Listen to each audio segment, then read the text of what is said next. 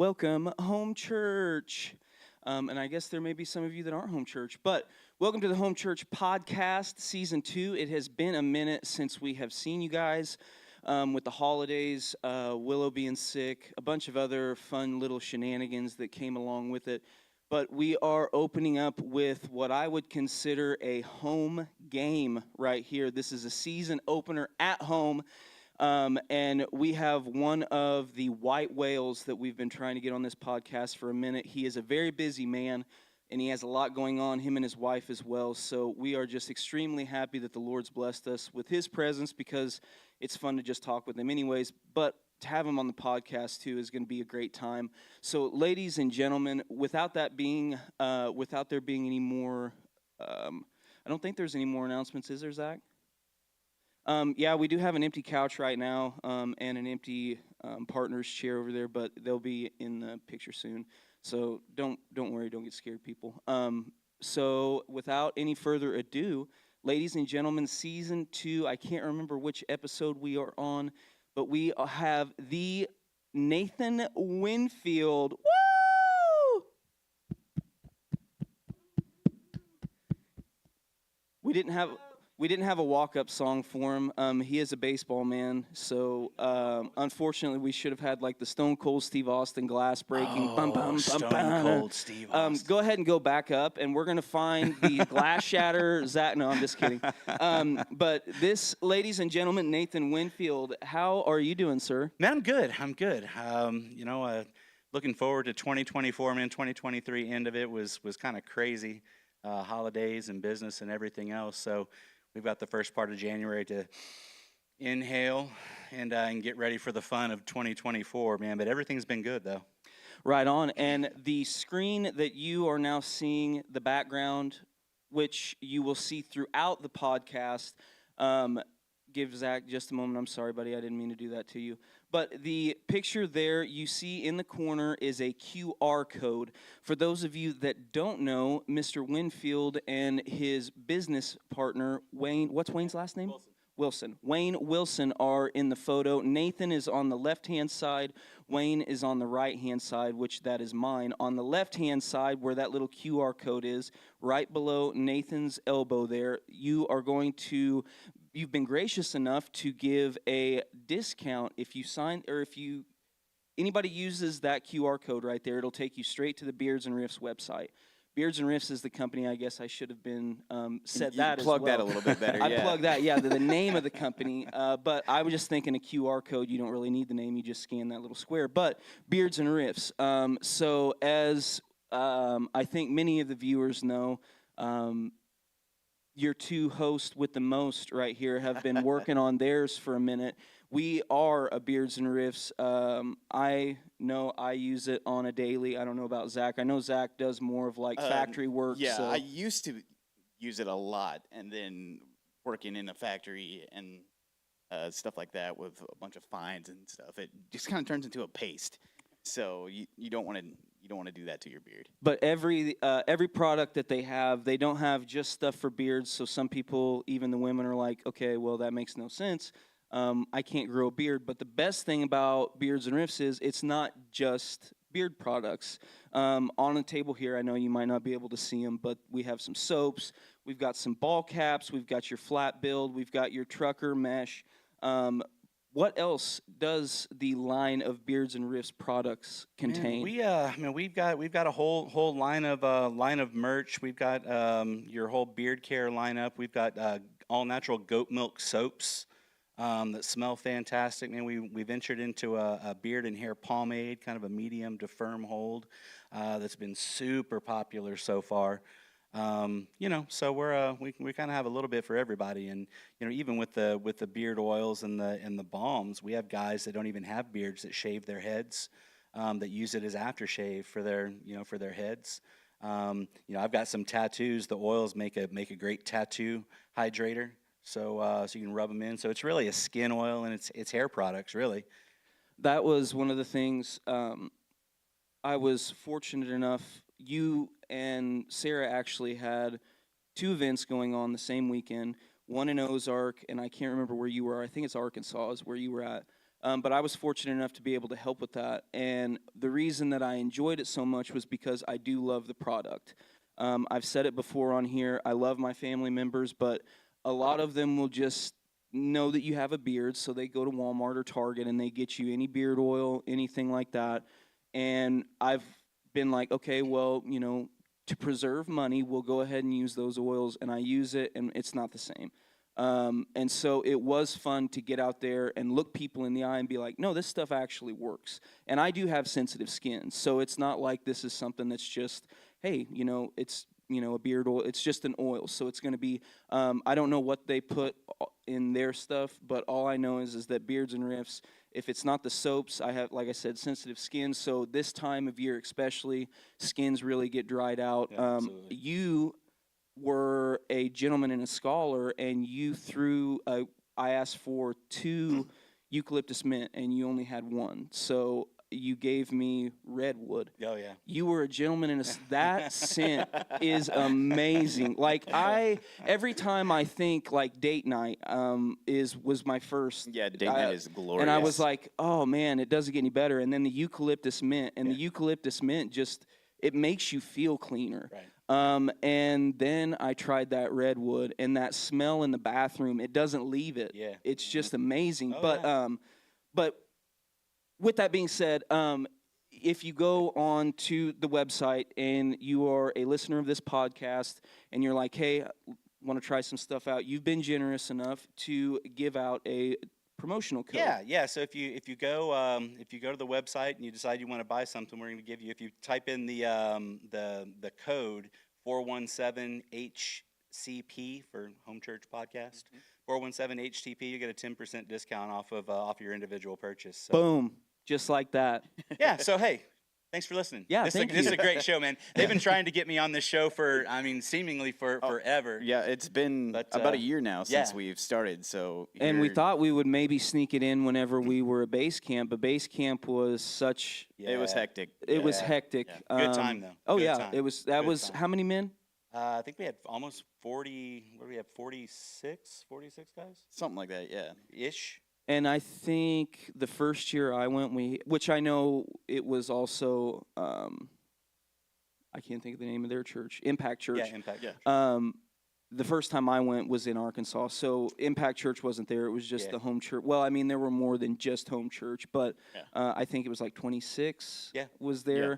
And then last year it We was had like 30 30 or 31. 40, I think, and then this year I think it was closer to 60. Though, Maybe wasn't it was. Yeah. I don't know. I mean, I'm Yeah, I thought it was like 64. It felt like Yeah. you guys 64. they were making so much noise during worship and everything else. It felt like there was 90 to 100, but I know it wasn't that.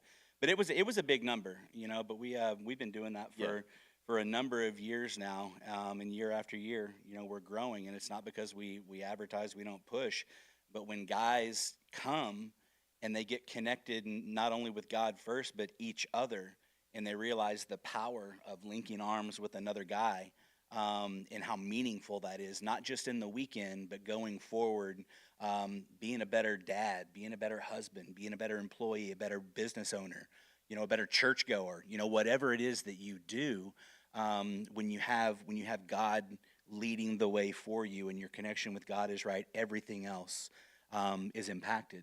And guys are coming and they're getting a hold of God and they're getting a hold of the experience and they want to share it with other guys, and that's big. And so before we get too off track, and people are like, okay, we don't even have a big introduction of who Winfield is. So I actually, it amused me, not amused me, but it made me smile because the Lord just kind of drops little, happy moments in your life. And the other day, I believe it was sometime last week, let me think of, I'm mad at myself because I can't remember her name. Dana. Goodness, I was wanting to say Diana, and I'm like, it's not Diana. Diana's your mother, so but Dana sent out a text message, and it was a TikTok, and it basically, the reason that it made me smile was because Tanya made a comment about it. It was, the basis of the TikTok was this gentleman was an atheist, and all of a sudden he goes to church, and he was a huge coffee guy. He loved coffee, And so the church didn't have anything to do. So he falls in love with this church. He's like, we got to have a coffee, something. And at the end of it, they have million. I can't even remember what it is, but he was talking about the relationships that he made just serving coffee. And at the bottom of it, Tanya goes, I remember that's how I first met the Winfields.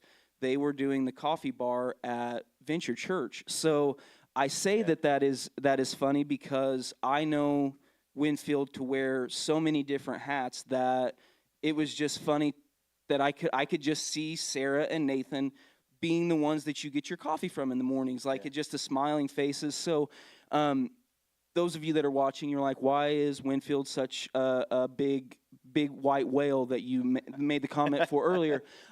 Winfield, like I said, wears many hats. One of them, which when I first started, when I was first started serving the church, was not Wednesday night worship, but practice. And so Winfield kind of, I had Larry and I had JB back there, but Winfield was really so good to you see how, and don't take this, but you see how nicely dressed you and Sarah are, and you see how proper you guys are. And for somebody that went to a church where money meant you were snobby and you left those people alone because they had their own area, you two are just magnets, and you just want to make sure that everybody feels welcome. And you sort of took me under your wing as well. And I won't never forget that. It was for somebody who it's difficult to make friends, or not difficult to make friends, Sure. but I started off shy. So that's why Winfield for me was a white whale, because he's a very good talker anyways, and B, he shared some stories with me that whenever you first come into a church, you're like, oh, you don't want to talk about those things because that means you're a bad person. And you bring this to light. Hey, it's your life isn't going to start changing until those things that are in the dark get brought to the light. And whenever I realized that, and realized that I wasn't going to be judged, you and Clayton both, you realize that you're not going to be judged. There's a soft spot in your heart for that person, and I just want to thank you for that. But worship. Go ahead and go through all the tallies of things here at Home Church. And I know, like I said, worship isn't the main one right now, Right. but it was. So since Home Church is open, what hats have you worn here? Man, I've been behind the pulpit a couple of times. Clayton has trusted me with that. Led worship for when we first started, and it's funny because I'd always said I'd never viewed myself as a worship leader, right? I've always loved worship. Worship has been a part of my life forever, but almost my preference is almost to just be in the congregation, and just get caught, in the moment. But when Home Church first started, they found themselves, a little thin musically, and so I got involved, reluctantly, and then found myself, in that worship leader role, and I kind of use the air quotes. Worship at Home Church, and Dana and Tyler and group are doing an incredible job now. But worship is so strong and so powerful here. It's such a key to God being able to do what He wants to do, in this place, and I've said it a million times before. In the Levites were the worshipers, right, in the Old Testament, and before battles the Levites would lead the battle. They would lead into battle, and the picture is, the symbolism is, when you're going into warfare, worship is so powerful. Worship will change an environment. It will change you, as you, whether or not you're singing or not. Just lifting voices corporately and individually to God will win battles. So you don't even have to fight them, and that happens here. And that's been huge. But worship is a big thing. I was leading the men's ministry, for a while. And greeting. I mean, just about anything you could do. I had a hand in for a little while. And the thing about it is like there's so many things in the church that just little things that you do that you don't realize the impact that they make. And there are times where you could come in and you could just plug the coffee pot in a little bit Yeah. early for somebody else, Yep. and you don't think anything about it. And that person comes in and they've had a crazy weekend. The kids were this, and they're serving too. And they come in and the coffee pot's already going. I've seen you do that for Sarah. I've seen you do it for multiple other people, not just Sarah. But just the little things that people don't realize make an impact at church once they gather themselves up. If you could physically see them all gathered up at one time, you would realize what that little impact made. One of the things that I think is very, very important is, and me and Zach have talked about this on the podcast multiple times, is how you helped me realize what truly is a man.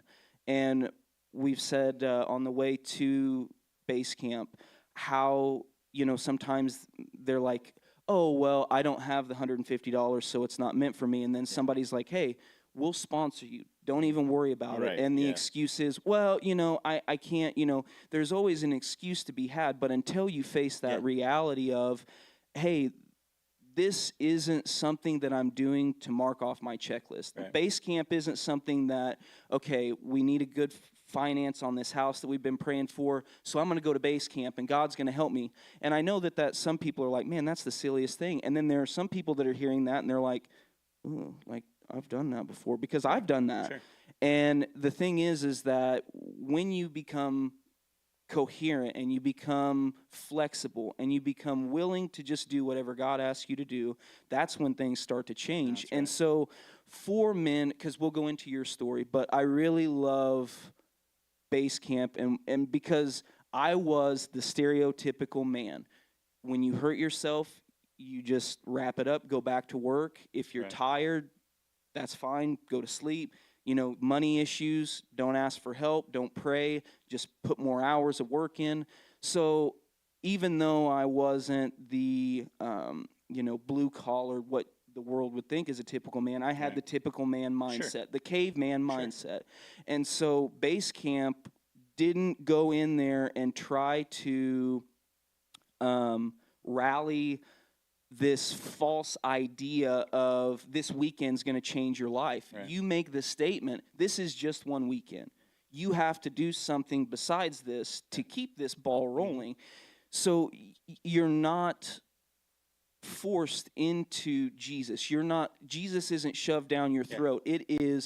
This is a release. Yeah. This is kind of like a little tropical island, and you're with Jesus. So we need to let all this go. Yep. And that's one thing that I loved. So as far as the men's ministry and base camp, we can talk about that. That's kind of its own thing. We've talked about that before. But whenever it comes to, you have done multiple of these, and you have seen Zach's, you have seen Nathan's come in their first years, their second years. You've seen guys that have been there every year. One of the things that I find interesting is it takes all kinds of kinds. It does. And 100%. the thing that I really love is all kinds of kinds mesh together there. What is something, though, that when was your oh my goodness moment, like your realization of that's what a man is? Can you explain that? Yeah, absolutely. And I think it's I think to a certain extent, I think we're all still trying to figure it out. Yeah, You know, yeah. Conceptually, I think we know, the harder we push after God, the harder we press into God, that reveals the man nature in us, right? So we're all doing that in increasing measure. We should be anyway. But before I led base camps, I attended them. They weren't called base camps back in the day. But that's where I really started to, Pastor Jess Gibson at Cornerstone years and years ago. That's when I first started going to these men's retreats, is really what they called them back then. It was just a weekend where you would just go and you would shoot guns, shoot bow and arrows. You would go out and watch elk early in the morning. There were some devotionals.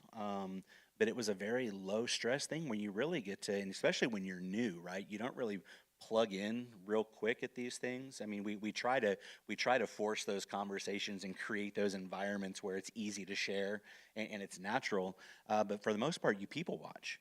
And so for me, that's what it was. I mean, I've always been an outgoing guy, but when you put me in a new scenario, let me gauge it before I get into it, right?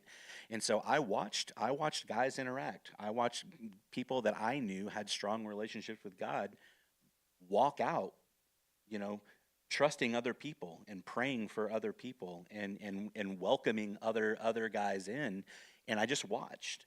And you do that year after year, and then you watch people away from base camp, those same people that are putting it on and leading it, and they're the same way on church on Sunday morning, or the same way at this event or that event or whatever, and you start seeing a habit, right? And I learned from those people. Um, you know, um, so that's kind of the concept that we took, and we put some interesting spins on what it was. But at the end of the day, we're creating an environment. We're creating an environment, and we're asking God to change men's lives. And because He listens to our prayers, He does that every single year. You can talk to many of the guys that go and say, "What was your experience?" And then we'll talk about how God touched them there, and God revealed this, or they gave this sin up, or their perspective was changed, or their prayer life got better. Whatever it is, we know that guys that go to base camp every year. Um, it's not by accident that they go. God draws them in. You may be invited by somebody. You may have seen an advertisement. They might have announced it at church. Somebody might have said, "Hey, I'm paying your way. Why don't you come with me?" Doesn't matter why you're there. It's a divine appointment that you are there. And so it's teed up for you to experience God. And then you just have to engage and plug in to get that benefit. And then one last question before we get into the Winfield's, what's the word I want to? I'm trying to think of the Hobbit. They call it a saga, not a saga, but I guess the journey.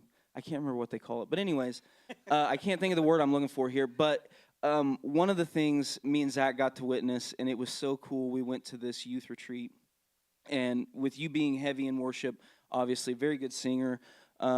We It was late at night. We're burnt out. We're ready to go to bed. And so me and Zach are kind of sitting at the back of the church, and they bring the students in there. And the only thing that they had, well, I say the only thing, but for worship, they had the old school projector that had the clear slides on it, that had the words on it, and they had a gentleman with a guitar. And all these kids were scattered all throughout, and they said, "All right, it's time for worship." They didn't ask them to come to the front. They didn't tell them to. They started playing, and these kids grouped and raised their hands. And we were sitting at the back watching that. From somebody who does worship, and I'm not just talking about just youth, but somebody, base camp is a great example. When you see guys just kind of patched out throughout the area, and all right, whatever song it is that you're opening up with, as soon as you hear that, and then you just see, and sometimes with grown people early in the morning, it takes a minute. It takes a minute for the diesel engine to That's why I do the coffee in the morning. yeah, but about this, by about, I would say a good minute into the first worship song, it seems like the congregation, They're that's waking when up, yeah. that's when everything, all the gears start catching and all of that fun stuff. But to see that from the stage, what's that like? It's honestly, it's kind of surreal, because you can even, and I have faces that come to mind of moving things for me when you're leading a song, and you're worshiping, but like you said, you have the bird's eye view, and you get to see people's faces. And at the very beginning, you can tell where people are just by the expression on their face, and you can begin to see God work through song. As we begin to worship and to praise, the Spirit of God begins to just move through people, and you can sometimes see it. You can see it in sections. You can see it in rows. You can see it on individuals' faces, but you can see the heaviness that they walked in the door with begin to leave. And you see stern faces turn to smiles, turn to tears, turn to raised hands. Don't know what the situations are, but you can see it I mean, every single Sunday. Doesn't matter what the songs are, doesn't matter who the person is, doesn't matter what they experienced before they walked in. When the Spirit of God moves, people are changed, and your face is the first place that you see that. And I get a little bit emotional. I mean, the older I get, the more I cry just about everything. Oh yeah, I cry But all the really, time. when Yeah. it comes to spiritual things, I mean, I just know how important worship is in my life, and how when I've been at my lowest points, worship brought me out of that. And it wasn't worship; it was my frame of mind thinking about all the things that God has done for me and who He is brings me out of the funk. And the older I get, just the easier it is for me to just break down and cry. It's, I mean, stupid, really.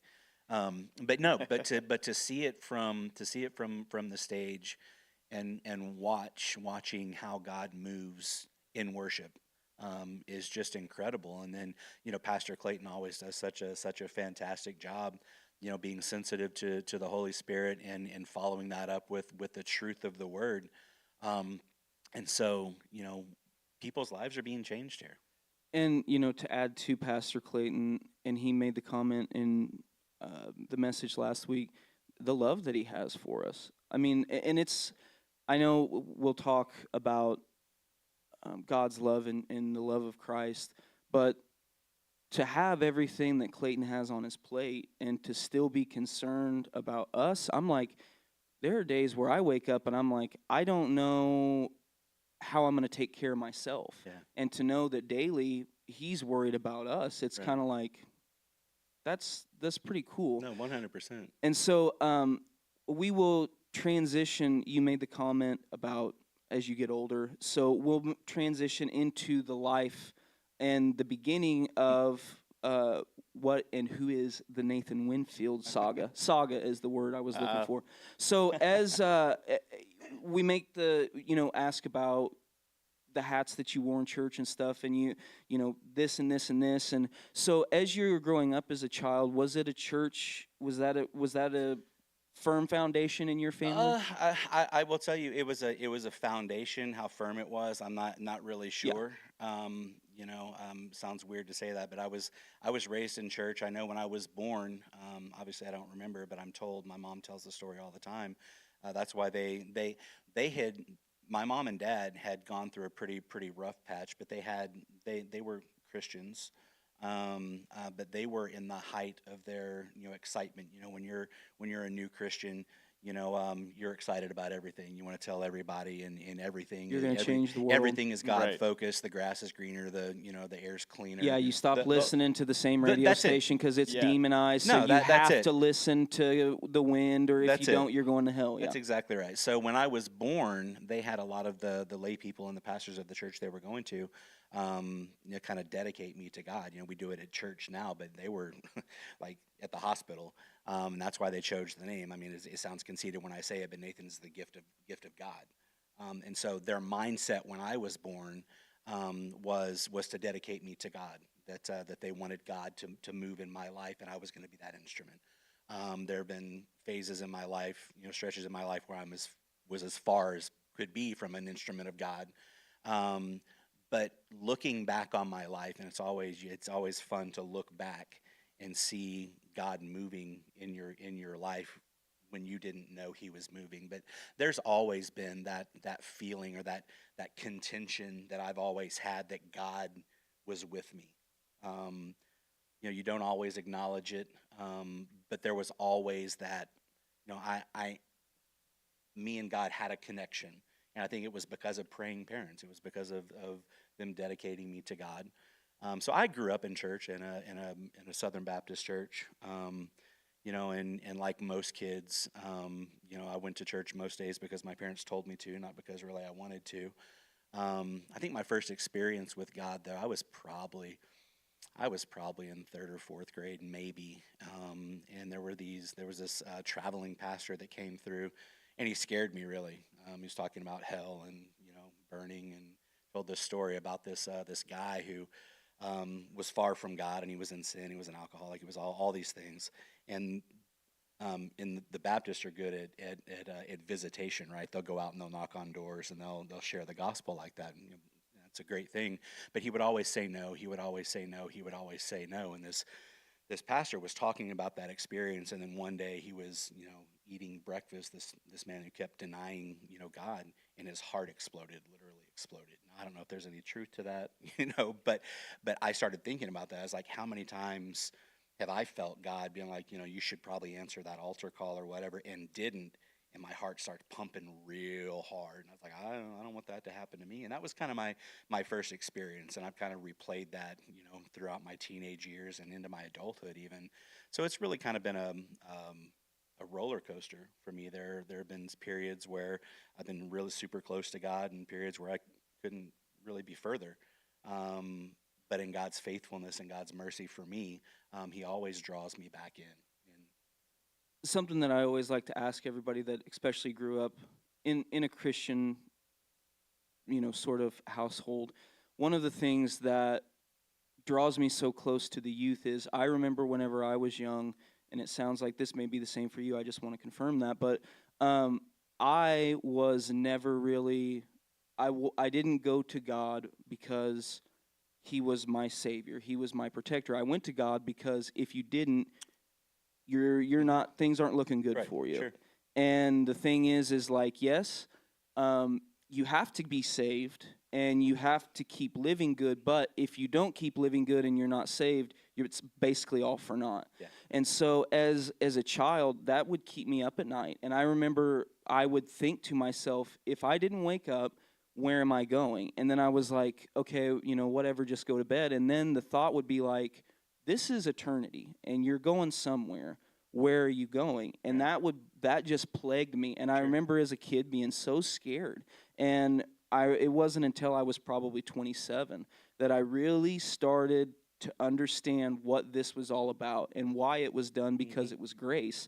And we can talk about that more in depth. But what was your view of God whenever you were younger? No, that was exactly it. I think a lot of we as parents, and we don't do a really good job of presenting the gospel in the right way. When you're a kid, you do think about that. It's like, man, I spend so much time sinning. I've got to get myself all prettied up and gussied up, and it's about my performance. My performance is somehow equal to my salvation. So if I'm acting right, God's pleased with me. If I'm not acting right, I'm far from Him. And so that gets heavy, where you're trying to walk the letter of the law, and that somehow validates your salvation, right? And that's the way a lot of kids grow up, because that's the gospel to a lot of people. But nothing could be further from the truth. My salvation has nothing to do with what I've done, and it has everything to do with what Jesus did for me. And when I realized that, and as a kid, a lot of times we're forced to going to all these church events, and my parents' God was my God. So I served my mom and dad's God. It wasn't my God. There comes a point in our life where God has to become mine. It has to be my relationship with God. It can't be proxied through somebody else because they took me to church. It had to be my God. And in the same token, I think as parents, we would be good to let our children know that don't worry about how I act with my God. If you don't, if you don't see me, physically talking out loud to God whenever I'm praying, that doesn't mean that my God, that has to be the way you do it. You may love to speak with Him out loud. My best conversations, I can sit here and look at that little black drape or blind or whatever you want to call it, and I can just think about Him for just a moment, and then I can just go into conversation with Him, talking to Him about the day. And I'm not bragging because like I said, I'm not bragging. That's just, I have a very, very good imagination. I have a very good, I can really, and so that can hurt you because you can think some things are going on and people have thoughts about that never even exist. But it does me very, very good whenever it comes to the Bible, because I can lose myself and I can realize these things actually happen. How did this happen? I'm going to put myself in their shoes, and you can kind of imagine that way. But one of the things that, I can't even remember where I was going with that, but one of the things that really does, and I didn't think about that until you said it, but your God, it's your God. And we would be good to let our kids know that, hey, you're going to have your own relationship with your Yeah. father, just like if you have siblings, me and my sister don't have the same relationship with my mom No, that's or my true. dad. It's different. I was the firstborn son, she was the baby girl, so it's not going to be Right. the same. Now, I'm not saying God views us as Nathan Winfield, the grown up, Nathan Plumley. I can't remember, what did we called him, not because I didn't want to call you old Nathan. What did I call you? Big Nathan. Big Was it Nathan. Big Nathan? I think so. I can't remember. But Big Nate. but yeah, that's I'm glad you said that. Yeah. But Yeah. I'm sorry to No, that's to cut off of that road. I saw a video about it basically, and it's like comparing your relationship with Christ with a smoker. You know, you're like secondhand smoke. You don't want to be a secondhand Christian. Mhm. You don't want to base your relationship with God off your parents or anything like that. Right. So I thought that was kind of a And cool and way I to think tie it in. it's easy. We get the cart before the horse. When you're a kid, it's a lot of performance based. But then when you get into the more sincere meat of the word, you begin to understand that outward change reflects inward change. So it has to happen in your heart inwardly before change manifests outwardly, right? Right. The older you get, the easier it is to understand. Oh, God's got to renew me from the inside out. But when you're a kid, and you're very much performance based, you're trying to earn approval from your parents, from your friends. Where do you fit in? Everything is performance. Your life is under a microscope. Really, from your own eyes. I've always been my own worst critic. Something I do, I would maybe criticize it to no end, but somebody else was like, "Man, that was great. I mean, what are you complaining about?" And I think we view our Christian lives that way too. I think it's not until we begin to earnestly seek the things of God and allow God to move inside of us that we begin to show that outward manifestation of God in us, right? And I think the older we get, the more base camps we go to, the more church services we go to, the more home small groups you go to, the more church relationships you have, the more that begins to seep into you. And the more touch points you have with God, the more He's able to do inside of you. And I don't like the word callous because when you think of a callus, you think rough and kind of nasty. But you have to grow those calluses. You have to experience those things to understand. And one of the things that I never really understood was, God, you know my heart. So this situation, I love you. Why do I have to go through this? And God's like, you can say it all you want to. It's very easy for you to say, I'm wearing a Patrick Mahomes jersey. It's easy for me to say, I'd go up there today and score 7 on him. 7 touchdowns. Drop them like it's nothing. Put me in the field in -20 and see what you can do. See if you're making fun of, and sports related or not.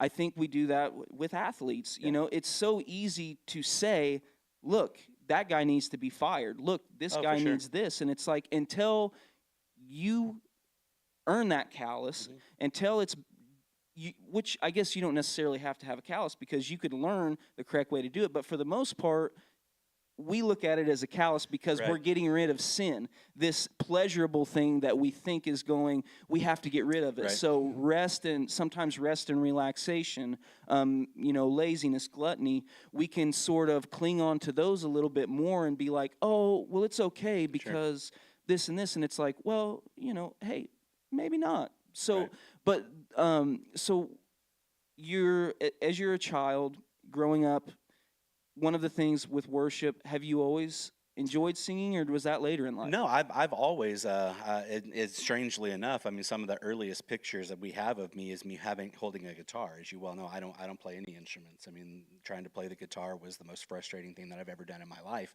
But looking back as a kid, like a lot of the pictures that I have, I've got this guitar strapped to me and I'm playing this guitar around. Somewhere along the way I quit that. But music has always been a part of my life. My mom played the piano. My dad, bless his heart, he didn't sing very well, but he liked to sing. In the Baptist church. Amen. I hear him. Especially in the older Baptist churches, they didn't really care. You made a joyful noise. That was the important thing. And so my dad would make a joyful noise. And as a kid, my mom played the piano, and she had a beautiful alto voice. And we would sing as a family in front of the church. We're going to pause for just a second. Lyle family, come on through. Say hi. Hey. Say hi, Susie. We did not know what was going on. It's awesome. Hi, Cohen. Hey, show everybody those sweatpants. We got a Chiefs fan in the house. Chiefs, all right. Right. Well, thank you guys for joining us. It's such an honor. Such an honor. Your ears must have been burning. We were talking about you. Yeah. It was all good. It was all good. It was all good. You guys keep going. Right on. So as you are younger, music is an interest. When was it that you got started to get involved in being on stage in worship? So I'll rewind it. So I was a freshman in high school. I'd always sang in choir and things like that, but I'd never, tried out for a chamber choir, done any kind of musicals or things like that. I've always loved music, and I was late to a class one day. It was my freshman year at Nixa High School, and I was walking to a class, and I was singing, and I was probably a new Kids on the Block song at the time, showing my age a little bit. But I was singing in the hallway, unbeknownst to me. Our choir director was behind me in the hallway and heard me singing, and she stopped me before I got into the class, and she was like, "Hey, you've got a really great voice. You should really be more involved." Blah blah blah. So that really got me. I went on to I'd audition for chamber choir. I did musicals in high school, all that kind of stuff. It wasn't until after I graduated that I started singing on stage, if you will. We went to a church in the Branson area. And I got involved with their worship team, and that really kind of kicked off the whole thing. Didn't lead in any capacity really. It was just background vocals and all that kind of stuff. But I started seeing, like you asked earlier about seeing God move in the congregation during worship. That's where that started for me. So I know how impactful music has been for me in my life, and I can see that it's impactful for everybody. I don't care if you like music or not. When you're in the presence of God in praise and worship, it's moving. It's a moving experience. You can almost tangibly feel, the presence of God. And so for me, I was in my early 20s when I in earnest got involved with I guess praise and worship from a official standpoint. I remember, and that was the thing about worship, was we were the Christians that you didn't miss worship because that was an important part of church, but we didn't understand what was important about it, which my parents may have felt different, but that's kind of the way, that was the impression I got from it was.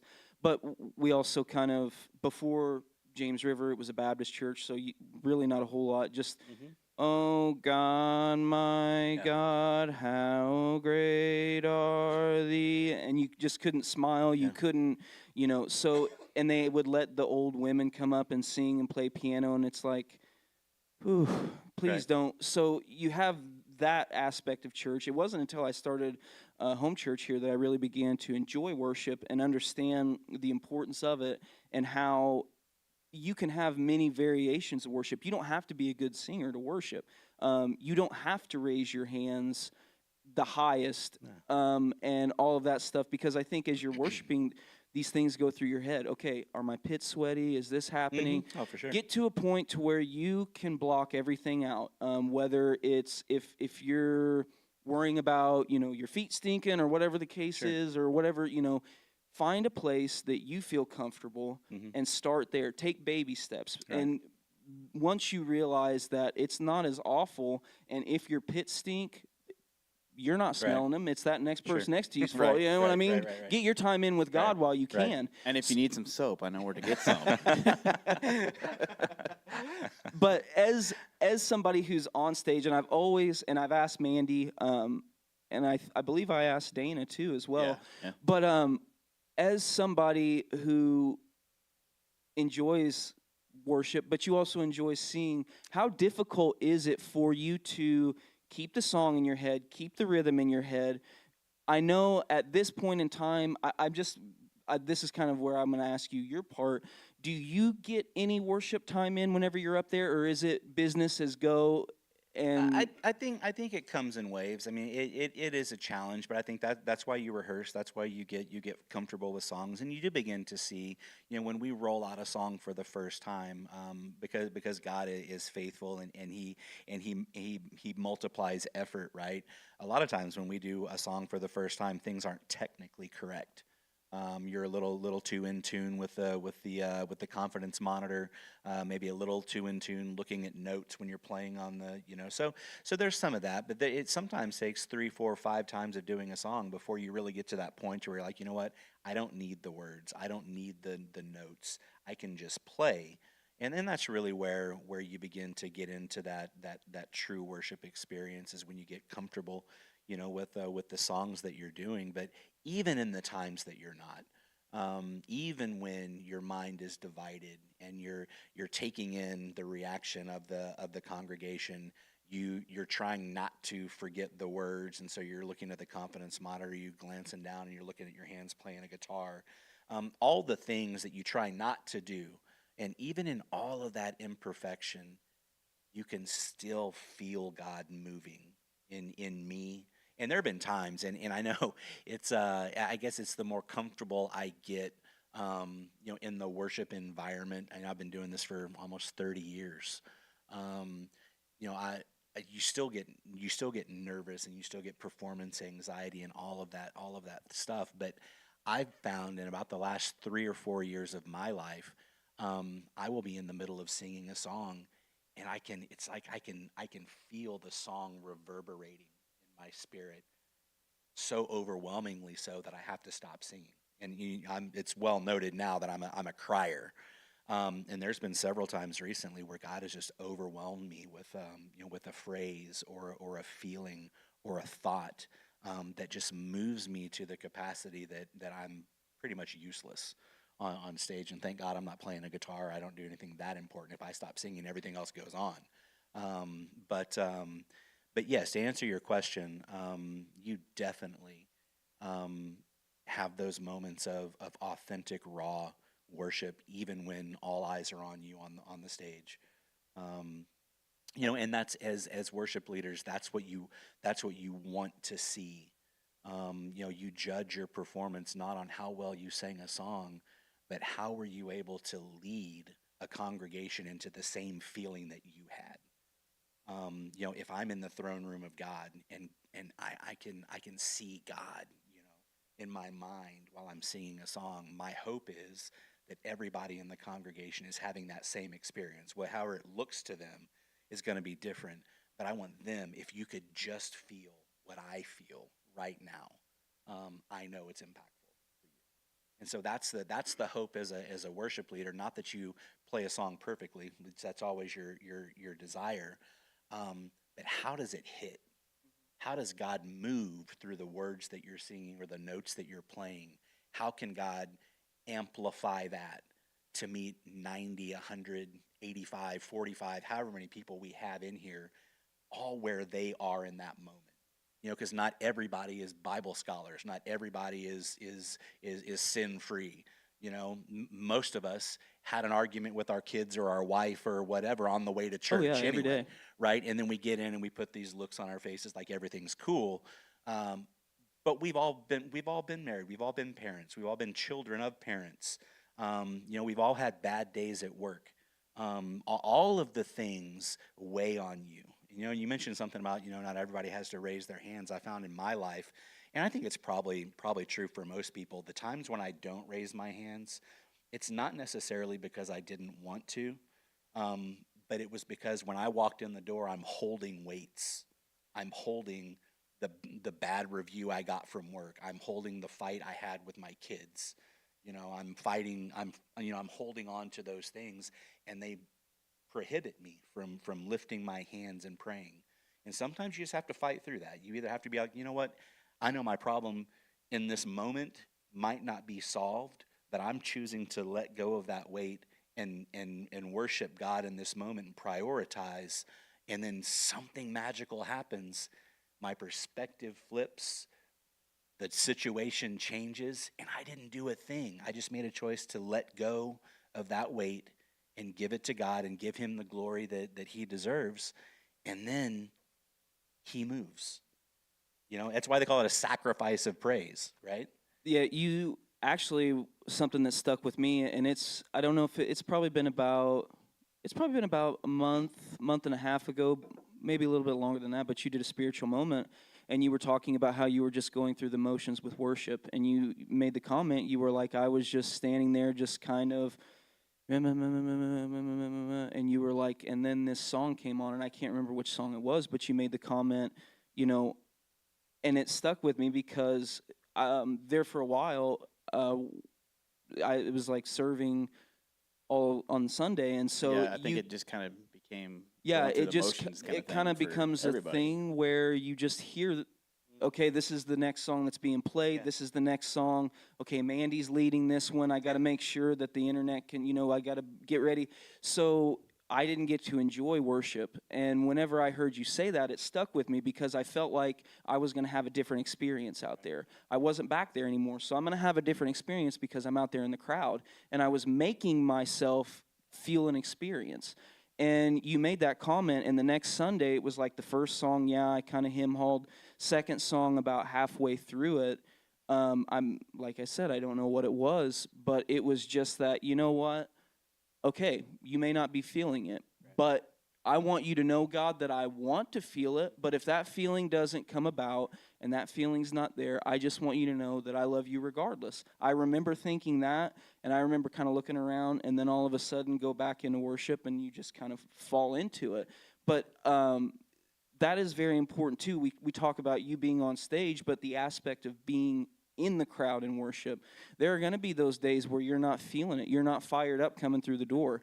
Like you said, you're running behind because you went to go get coffee and the line was a lot longer than what you thought. So that's important too, is knowing that just because you're not up on stage, when you're out in the crowd, you may have that too, where it's kind of like that diesel engine starting in the morning. It's going to take a minute, but don't worry about it. You weren't meant to come to church to worry. Right. Like if you're worrying about anything when you're at church, you're doing something wrong. Yeah. That was one thing that God told me not too long ago, because that's where I was at with it. Are we going to be on time? Are we going to do this? Are we going to do this? And God was like, if you have to worry about being in my presence, you're doing the wrong things. No, that's 100% accurate, But I think that's the society that we live in is check marks. Did you pay this? Did you do your chores? Did you do this? I mean, there's so many things you have to do. Even the things you want to do get put in an agenda, and you feel good about it just to have been able to mark it off. Right, and I did that for years with Bible reading. You're supposed to read the Bible every morning. I mean, goodness gracious, I'm not really a morning person. Well, I'm more now than I have been, but there was a long stretch where I would get up at 6 o'clock in the morning and I would read the Bible. And when I was done with it, I wasn't filled with the truth of the word that I just said. I mean, I was getting it by proxy, but my thought at that moment is, at the end of the week, I can see a check mark by 6 to 6:30 Bible reading, Monday through Friday, right? It became the focus was on the check mark and not the content of my time spent with God, right? So the action was there, but my mentality about it was wrong. It was like I was doing it because somebody said I should. I know I should. God maybe even asked me to, and I was doing the thing, but I was doing it because it was a check mark. Because Check you mark. could, because you would look good. Look at what I did. No, that's I was it. able, yeah. And it's back to the performance thing, I think so much of proving your manhood, proving your worth now is a performance metric. How do I compare against? If I tried to compare my spirituality with Pastor Clayton's, I would fail miserably. But we're in different places. We have different callings. We have different giftings. He may be a little further on the road than I am. I may be a little further on the road than somebody else is. We're all different. But at the end of the day, God's working in us to change our performance metric. We're not. I'm not I'm not being measured against anybody else. The standard is Jesus and my ability to let go of myself and let God move. And you were talking earlier about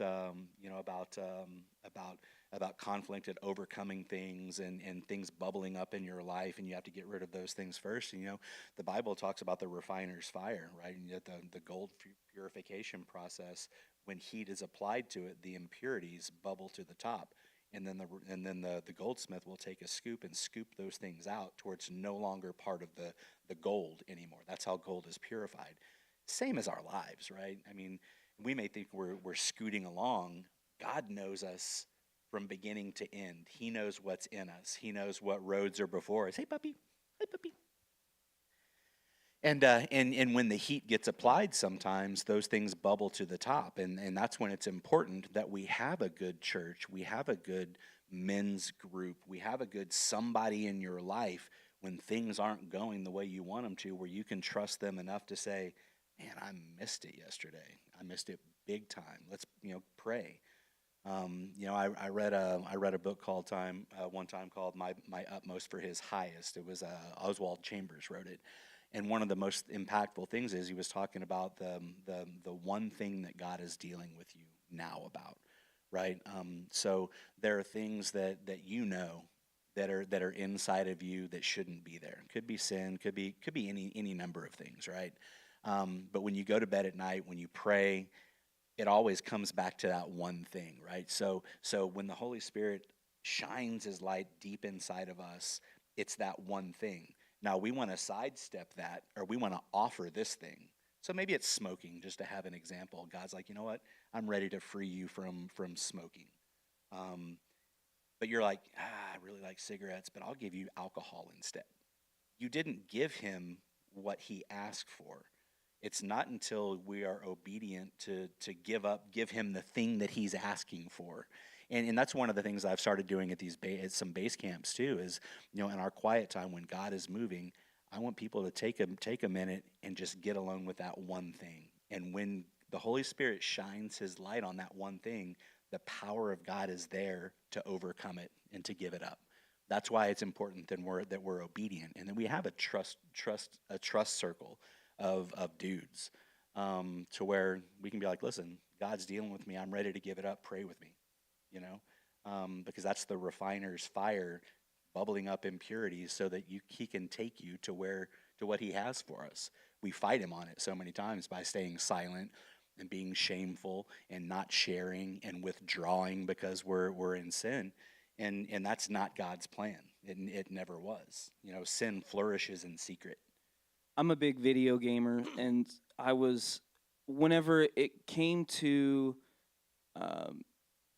what you were talking about, that one thing that God's asked you for, right? I play a video game called God of War, and it's really fun, Vikings type thing.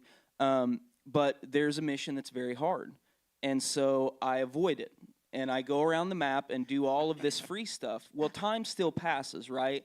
Day turns into night on the game, and other things still happen during the game. But that mission, in order to finish what you've started, you have to play it, and you have to finish it. So God was like, you're avoiding this mission that I've given you, whether it's the lifelong mission.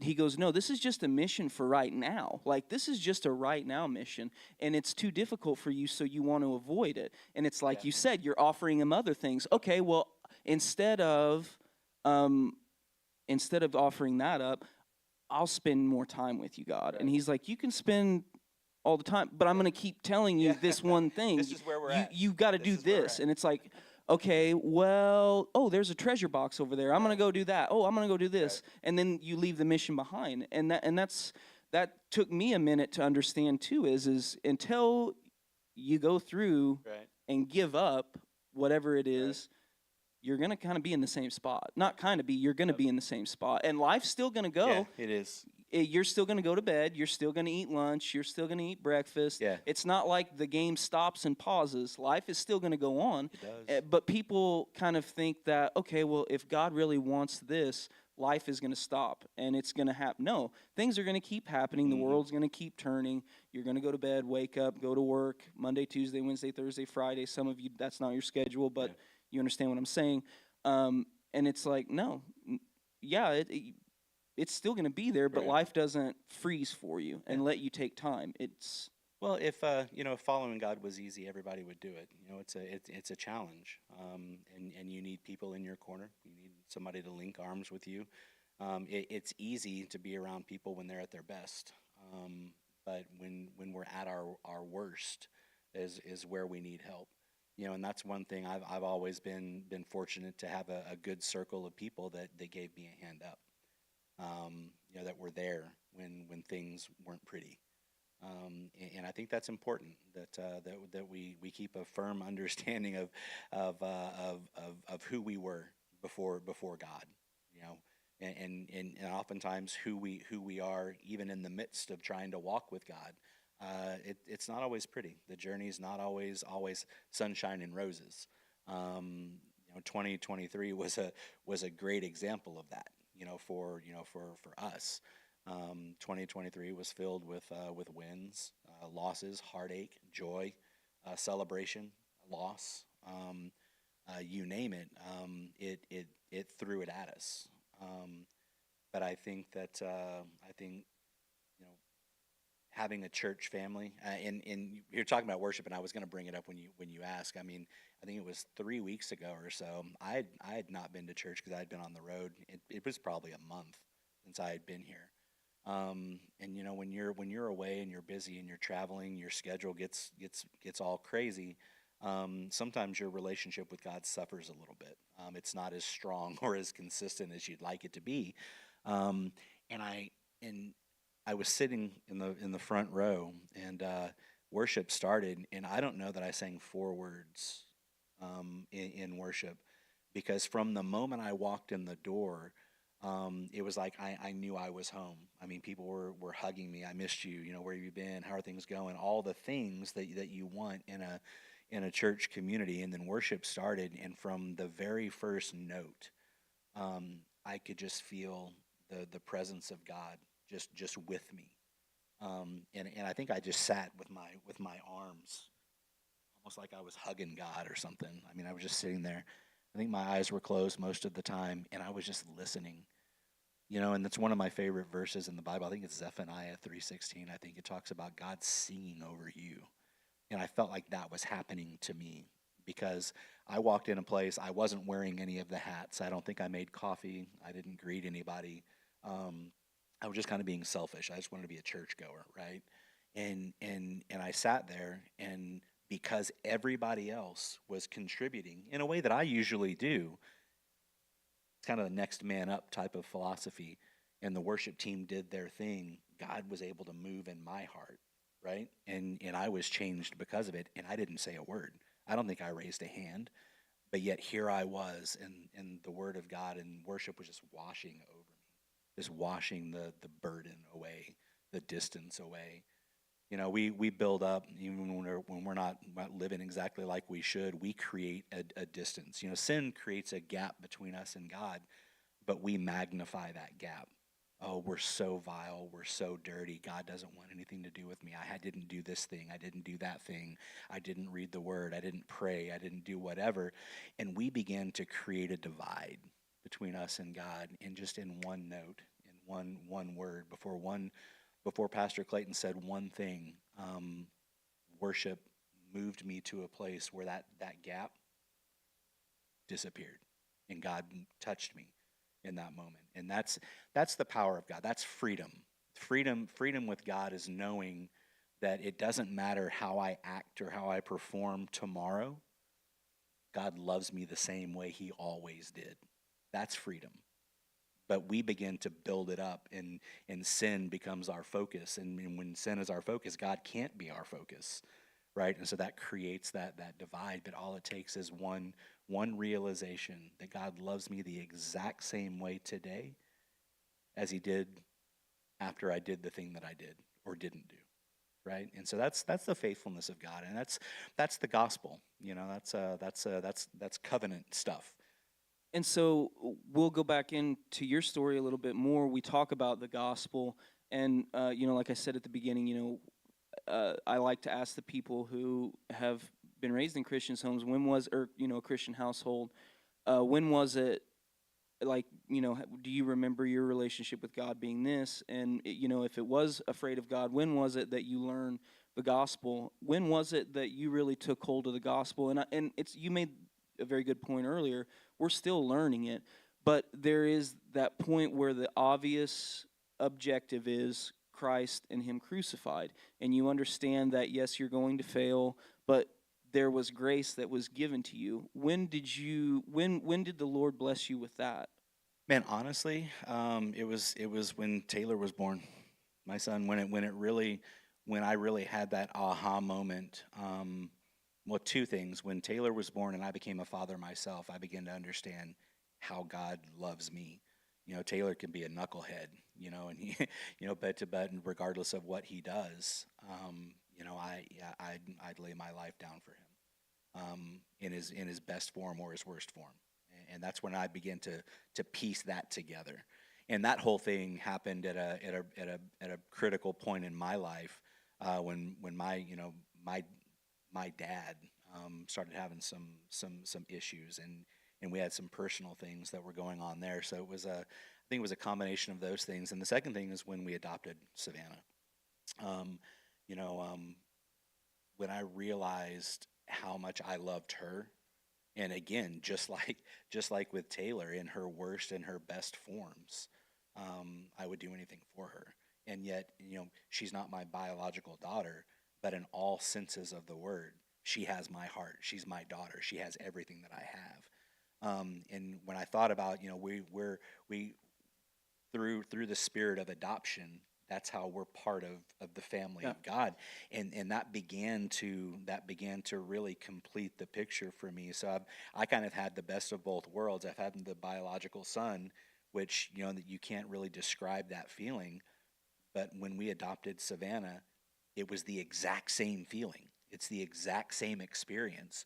And you begin to fill in the gaps and connect the dots, that's exactly how God views me. I can be a knucklehead. I can do exactly the opposite of the thing that he told me to do. Yet I know at the end of the day, he not only would, but he did lay his life down for me. And that's crazy, man. When you start to be able to piece that changes your mindset, that changes your focus, and that takes away a lot of the power of sin, because I know my performance isn't that doesn't determine my salvation or his love for me. That's a game changer, man. And just to give everybody an insight, how old were you whenever Taylor was born? I was 20. I may have been 21, 20 or 21. So, It's been a lot of years ago, 28 to be exact. and that's something that is always it's always fascinated me, and that's one of the reasons that I love doing these podcasts so much, is because everybody's upbringing is so different. None of us really had the same. I mean, you may have comparable sort of, but not everybody's is the exact same. Bye, Lyle family, love you guys. So you made the comment, or I made the comment, sorry, earlier about, why I like to ask people how they were brought up, because it's very interesting. People seem to think that just because you were brought up in a Christian household, that means that everything is fine and dandy. Hey, you had it easy. Now, don't get me wrong. I am very glad that I had that, because it's like I said, I'm somebody who fears laws and rules. Not fear as in like, I'm scared of them, but as in I don't want to break them. Yeah, I'm a rule follower. I'm a I rule am too. follower.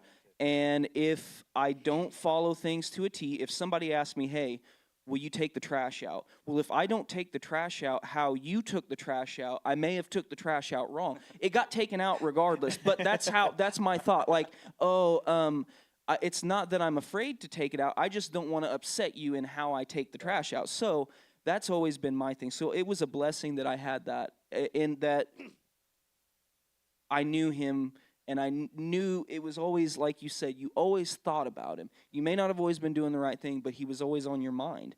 But that's important, because I think people are watching and they're like, oh, well, the only reason that were in the worship leading role, or a youth pastor, or home team lead, you you've you raised up in a Christian household. So, I'm going to try my best, but that's just not true. Right. It is difficult for us, and I know that some people may hear this and roll their eyes, but it's difficult as a child to know that you're upsetting God daily. In your mind, you're Oh, yeah. thinking, I'm upsetting him daily. It's no different than if you were to think you're upsetting your parents. Sure.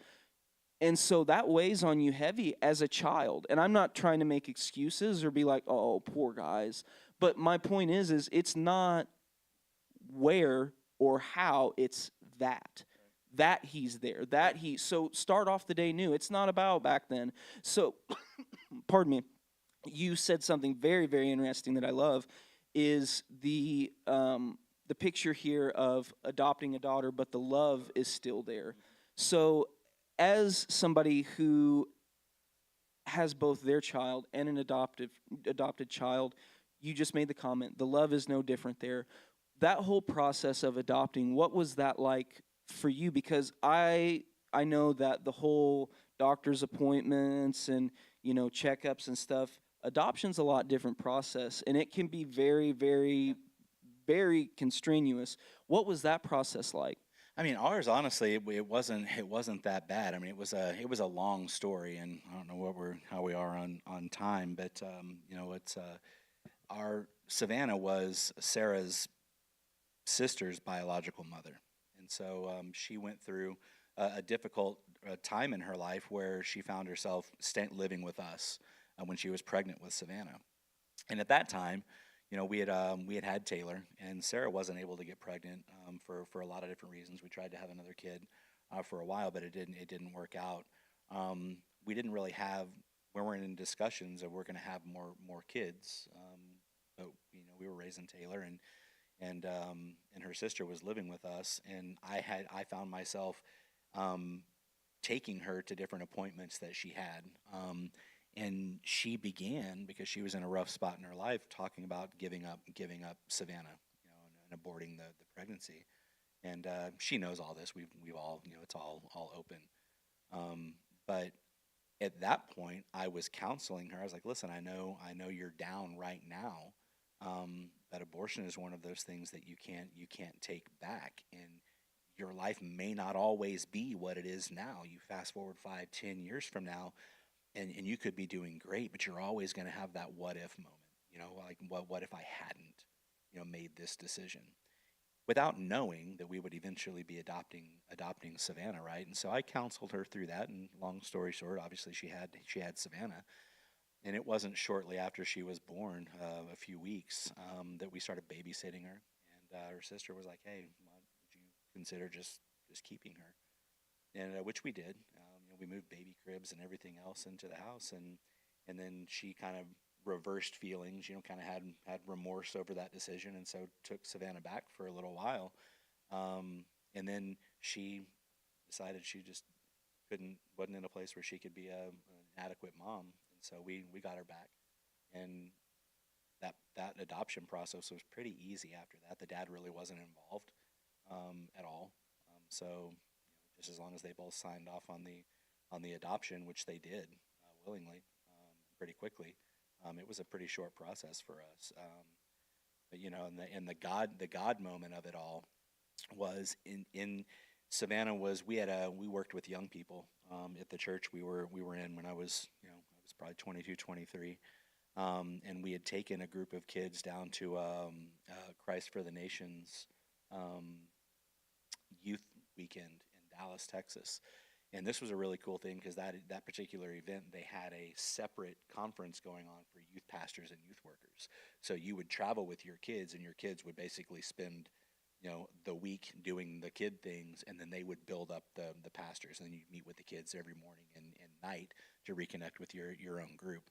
But on this last particular day, they brought this guy in who operated in the prophetic. And for me, growing up in a Baptist, church, prophetic really is not done.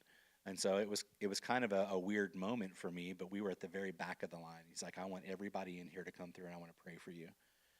And so we're at the end of the line, and 5 minutes turns into 15, 15 turns into 45, and I'm like, man, I'm starting to wear a little bit thin with this. Let's just go.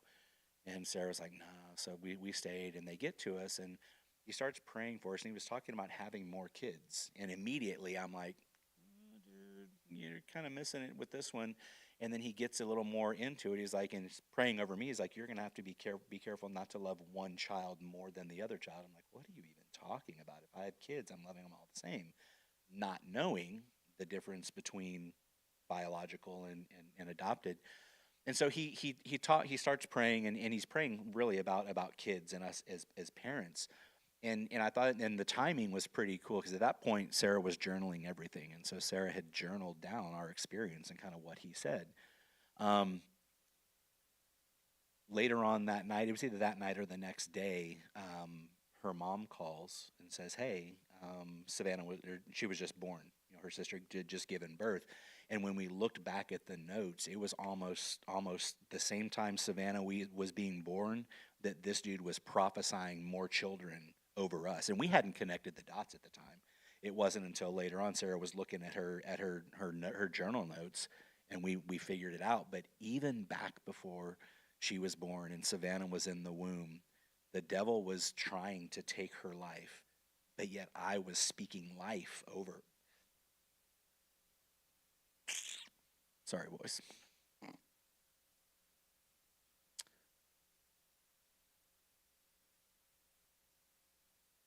I'll give you a minute and I'll talk to let you kind of regroup.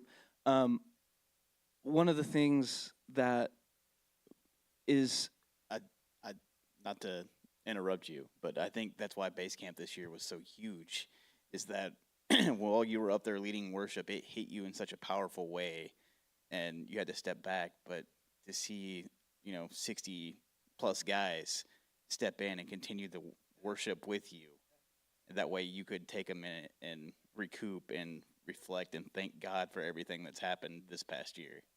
So I think that's a cool way to tie in everything in that you were talking about. and I think it's important too that for those of you that are listening, that for some of you who maybe are considering adoption, maybe adoption is something that you're thinking about, maybe you're thinking that's the only way. I don't know the specific details for sure. They don't have to be the same as yours, but the point is when are we supposed to adopt, God, or are we supposed to adopt? The thing is Nathan and Sarah gave it to God. They let God take control of it. You heard Nathan make the comment, we had no idea what God had in the works until we look back on it now. You're not how you have things planned out in your mind isn't how God's going to do it.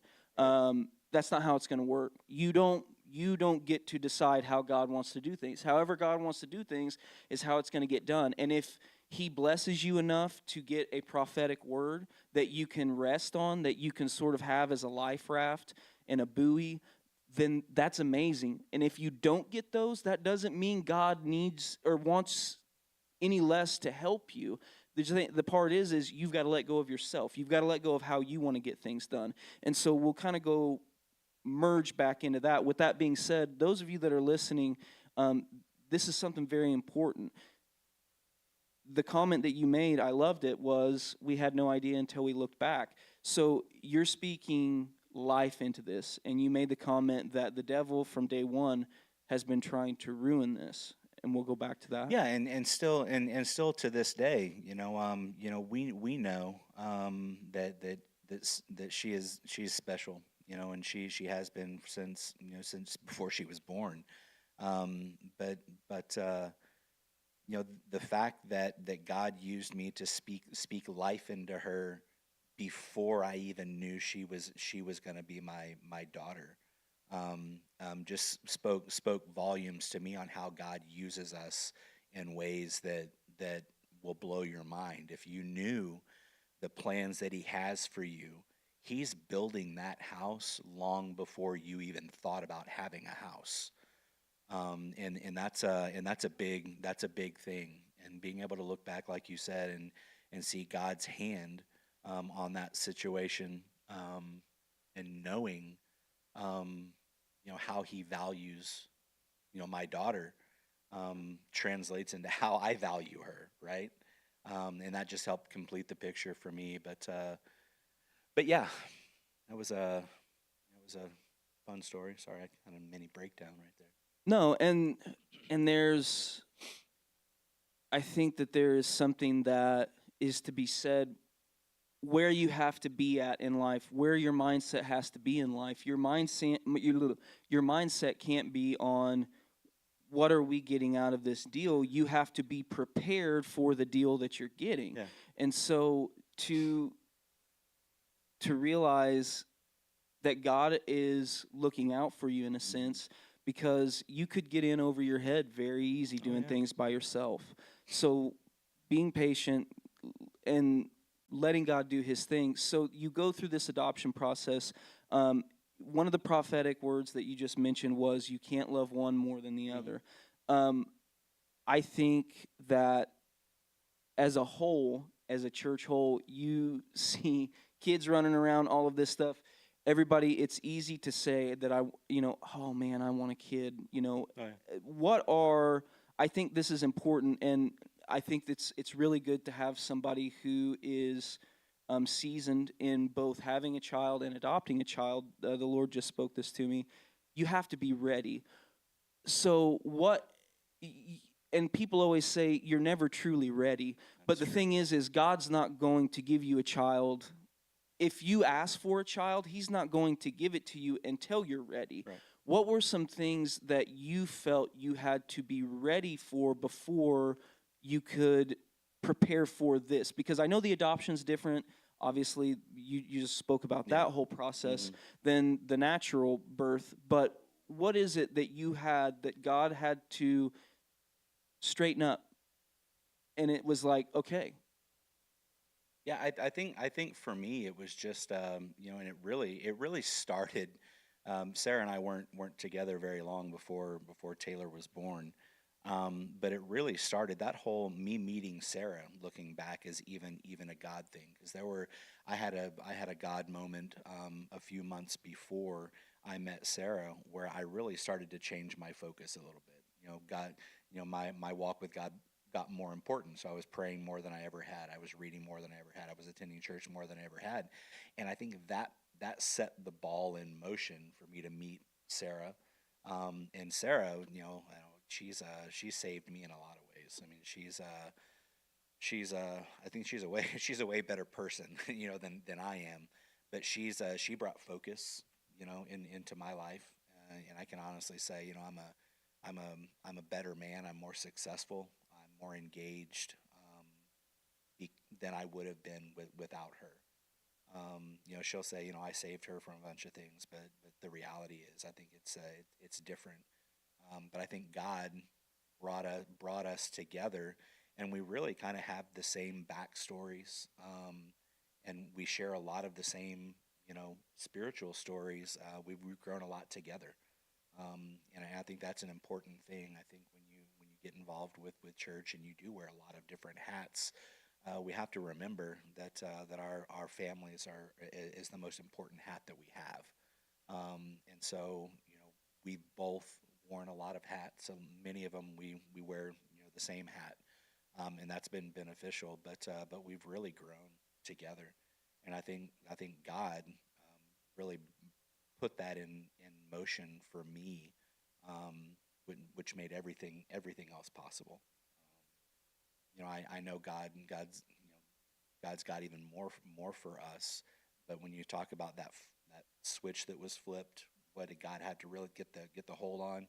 I think it was just focus, being God focused instead of being me focused or world focused. And I think that's the switch for most people. And a lot of that, for those of you that are home church listeners, you already know this, but those of you that are not, Clayton's been talking about abiding, and it's being just any way, shape, or form trying to get closer to the Father. Just abiding. He made a good example of grafting, and he was talking about when you put the limb or whatever into there, it's going to take time first and foremost, and the longer that you let it sit, the longer you let that sap go through, you get strong enough to hold yourself to, not hold yourself up because you're not holding yourself up, but you become strong enough to no longer lay down on the floor. Right. And it's very important that, and that's what I try to tell the youth students, quit focusing on the Pharisee mindset Right. of how long is this prayer? How beautiful is this prayer? I didn't do a prayer in my room when it was clean, so it was dirty, and that prayer didn't count. Right. Just spend time with him. That just start out, just try it. You've done everything else before. Just try this. Just spend random times with him that you normally wouldn't. You abide in him. You become grafted closer. And so that was something that slapped me in the face. And this has been a little bit back, but is that example of quit trying to make it beautiful and luxurious. His presence does that alone. Just spend time with him. And it doesn't really even matter what you're doing. You could be praying, you could be driving in your car. Some of the most meaningful times I've ever had with God was me alone on a highway, listening to some music, and then all of a sudden you find yourself in the presence of God. I think the how do you spell love? It's Time. In a lot of ways, and I think that's true for us. I think it's very, our Christian walk will definitely be influenced by what we're focusing on at the time. And if you spend more time in the presence of God than you do doing anything else, your life will reflect that. And the same is opposite. If you spend more time away from God and focusing on the day to day and everything that you want to do instead of getting your daily sustenance from God, your life will reflect that. You may not reflect it tomorrow or the day after, but the longer you stay out of the presence of God, it's only a matter of time before your course deviates to a place where you don't want it to deviate to. And so it doesn't matter what you do, whether you read, whether you're in youth group, whether you're doing worship, those things are irrelevant. Spend more time doing those things, and God will honor that time. And the more you focus on that, the more you begin to realize God is who He says He is, and He does what He said He would do. And the more that you experience that becomes fuel for your engine. I think that's a good spot to end part one. If you guys want to Take a take break. a break real Yeah. quick and Sure. all that fun stuff. Yeah. I'll let you, since So, I entered you- it, I'll let you yeah, close it. Well, you can close it if you want. You're better at closing Oh, okay, stuff. yeah. So So basically what we're going to do here is we're going to do a part two because even though we are on Spotify now, for those of you that are watching via YouTube, we know that an hour and a half of video is about enough for one setting. And so that way, if you want to cut it off here, and we will be coming back with a part two. Nathan Winfield, we appreciate it. Beards and Riffs. Let's see, is there any? No, he's over there. All right, we're going to go take a break, and we will be right back. Bye.